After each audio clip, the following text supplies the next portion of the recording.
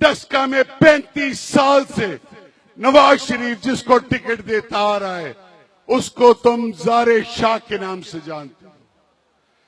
तुम्हें यह भी पता है कि वो हेरोइन बेचता है। तुम्हें यह भी पता है कि उसका बेटा हेरोइन बेचते हुए, स्मगल करते हुए दुबई में पकड़ा गया। पता है ना? पता है ना? हाँ ना तो करो। और आज दोनों बाप बेटे नवाज शरीफ के वफादार इंशाअल्लाह इंशाअल्लाह इंशाअल्लाह खान की मेहनत की वजह से, तुम्हारी सुनामी की वजह से 25 तारीख को डस्के वाले पुल पे दफन हो जाएंगे। दोस्तों, मैं तुम्हारे आगे वादा करता